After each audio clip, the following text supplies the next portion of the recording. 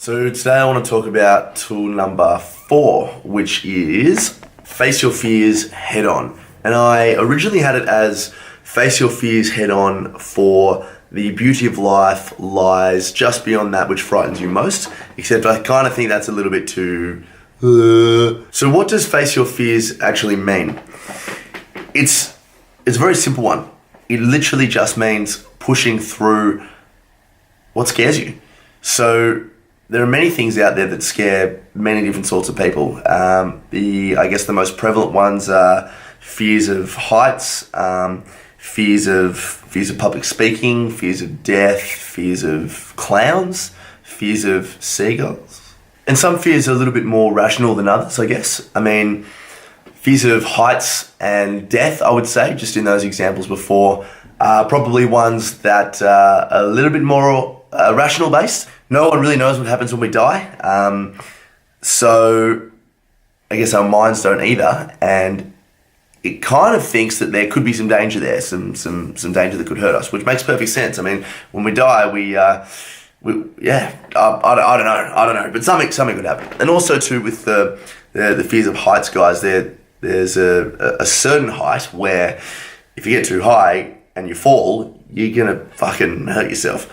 So, I mean, that's things to take into account as well. But public speaking is a funny one. Public speaking, I've really wanted to speak about for a while. The reason we actually have fears of public speaking, again, is through evolution. So when back in our ancestral times, and when I was talking about before with how anxiety actually came about, those times when you were by yourself and when you were excluded from the group or from the community, the social community, it meant that there was a greater risk of danger for you because you didn't have people around you to fight against wild animals and fight against the harsh conditions of the weather and all this sort of thing. So I guess our minds or our amygdala has taken that sense of isolation into the modern day, or the modern times, and kept with it that anxiety or that fear that there could be danger if you're by yourself. So when we get up there and we speak in front of crowds, we're kind of putting ourselves out there in front of these people and saying, hey, I'm not one of you for the moment, I've got something to say. And our amygdala takes that as isolation, exclusion, and a threat to our well-being. So it's a fascinating one, but it's irrational. And public speaking is a fantastic fear to face because it's so prevalent within all of us. But it just makes you such a great leader. You learn a lot about yourself. You learn a lot about how much you can push through things, and the rest. So that's just a little bit of a tangent. So public speaking, I guess. But there are many irrational and irrational fears, as we've spoken about. And today I generally want to talk about why facing your fears is the best thing to do. So I wanted to read you guys a diary entry that I wrote on the 7th of July 2016. So for most of you now that sort of understand my recent history, you'll know that 2016 was a year where I was slowly but surely making my way out of the worst of things. 2015 I was as well. 2016 was a lot better, and then obviously 2017 now, and I'm fucking loving life. So here goes. What happened today, Tom? Well, I gave a fantastic brief today in front of 19 members in the 6 a.m. CrossFit class. I was having a full-blown panic attack, but I persisted and no one was any the wiser. How did you do it? I used Barry McDonough's DARE response. I diffused the situation. Okay, you're freaking out because you struggle with public speaking, but you have to get good at it, so here goes. I allowed the thoughts to rise. What if you freak out in front of everyone? Good point, Gary. I'll take that one into account. For people that don't know, Gary is what I kind of you call my anxiety in my head. Just makes it a little bit funny. Kind of looks like this little Danny DeVito dude. So where am I? Good point, Gary. I'll take that into account. I ran towards the situation. Fuck yeah, anxiety. Can't wait to grow from this. Here goes. Finally, I engaged with the situation. So let's get through this brief and make sure every member understands how the workout will be run today. Together, the 4 words: diffuse, allow, run towards, and engage. I guess that's 5 words, but fuck. Together, the 4 words make the anagram DARE. It makes perfect sense and it works so bloody well. Face those fears. They are never as bad as they seem. So you've often heard about people gaining a great sense of achievement after they've done something they personally struggle with. And it's a really relative, I guess, sentiment, because we all have our own personal fear. Therefore, we can either choose to be subjectively brave, or we can cower behind it. Now, my fears were very much based on supernatural things and irrational things. And I had some social anxiety and things like that, as you know by now.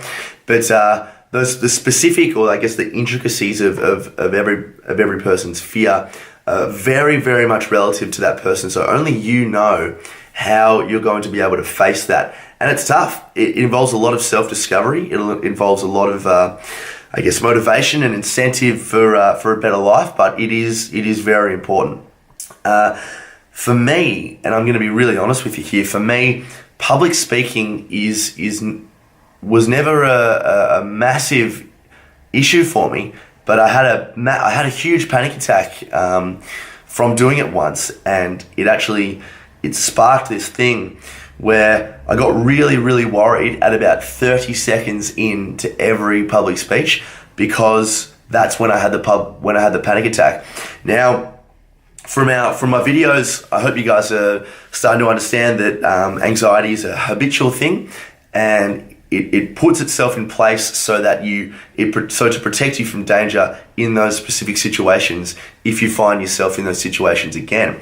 And how beautiful is it that after that first panic attack, so the reason I had the panic attack was I was talking, I was kind of hungover from the night before, and I was talking, and then I kind of lost my wording. I looked out to the crowd, and there was about 30, 40 members there. It was at a CrossFit gym.